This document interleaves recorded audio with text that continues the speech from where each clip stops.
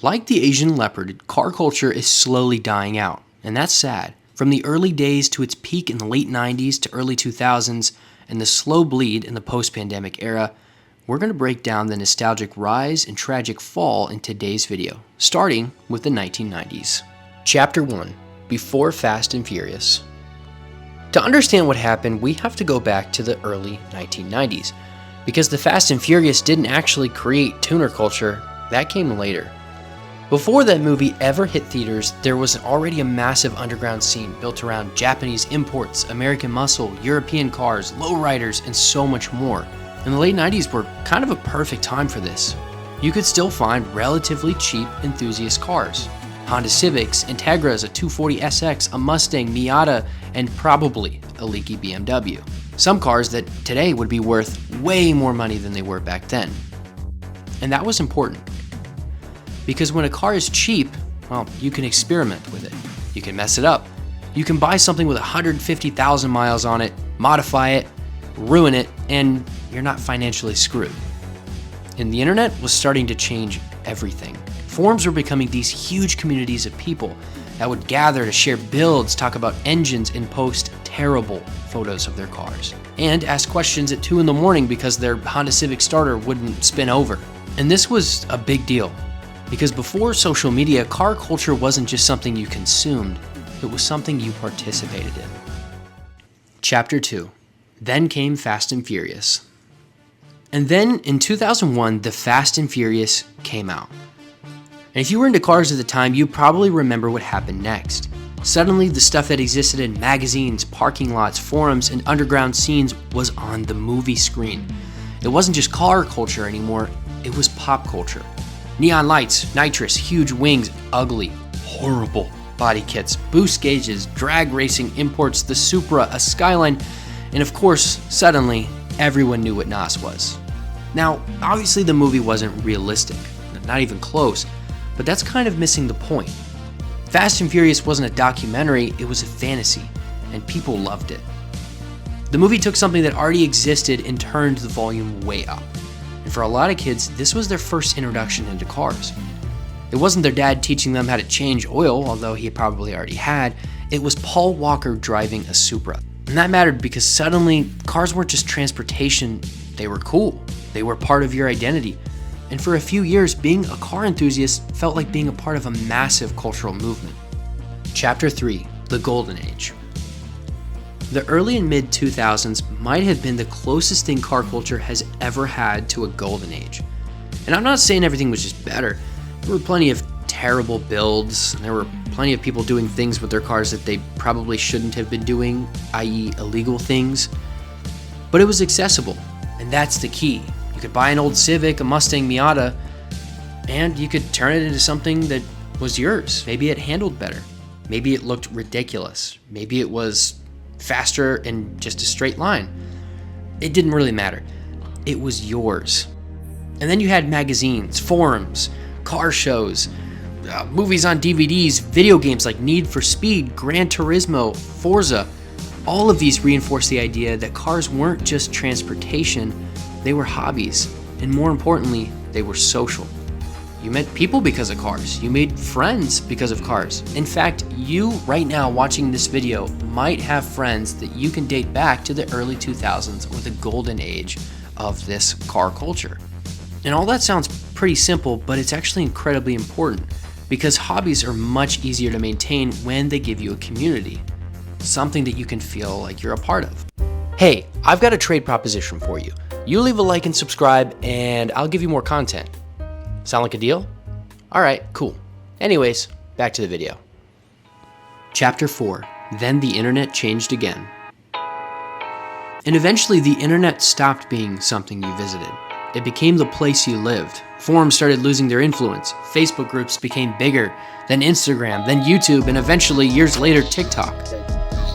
And while this was amazing for car culture in terms of large-scale publicity, it was also pretty terrible. Because suddenly, you could see incredible builds from all over the world, which was amazing. You didn't need to live in Los Angeles, Tokyo, Miami to see what people were doing. You could see a 1,000 horsepower Supra build or some wide body Mustang GT that had just been released and somebody had already come out with a modding kit for it. And while all that's incredible, there was a downside. Cars started becoming content, not just a passion. And that changed the incentive. Because if you're building a car for yourself, you might make some funky decision, a weird paint color, some weird interior mod. But you built something that was fun, something that meant it was yours. It was touched by you. But if you're building a car for your audience, well, you start thinking about what gets clicks or views, what looks good in the thumbnail, and slowly, car culture became less about just owning a car and more about presenting the car. And those are two very different things. Chapter 5, and then cars got expensive. But honestly, I think this is where the biggest change happened. Money. Because you can have all the enthusiasm in the world, but if you can't afford the car, it doesn't matter. The cheap enthusiast cars started disappearing. The cars that used to be considered disposable became collectible. The 240SX wasn't just an old Nissan anymore, it was something that you would do some crazy drift build with. And all of a sudden the price, well, it doubled. Wheels got expensive, parts got expensive, tires, insurance, everything raised. And all of a sudden it became more of a financial commitment than something a teenager or some young adult could realistically jump into. And that's a huge problem for a hobby, because hobbies survive when young people get into them. And if the barrier to entry becomes too high, the car culture, well, it gets older. Chapter 6, then COVID happened. And this is where the story gets weird, because if you looked at car culture in 2020 or 2021, you could totally argue that it was exploding. Everyone was stuck at home, people were bored, people had more time. And suddenly, YouTube car channels were everywhere. People were buying cars, building them, flipping them, talking about them. Cars were everywhere. And car meets started becoming a huge social outlet as COVID started lifting and all the restrictions with it. You'd see videos of enormous parking lots full of cars, hundreds, thousands of people showing up. And for a second, it felt like the early 2000s was coming back. Except now, everyone had one thing in their pockets, a phone. And that phone had social media. Everything was being recorded, everything could go viral, and there was a huge amount of money moving through the used car market. Cars that were worth $10,000 were suddenly worth $20,000. Scaling a car YouTube channel or an Instagram or a TikTok wasn't just some sort of hobby, it was a full-time career. And then the post-COVID reality, well, it started hitting everybody.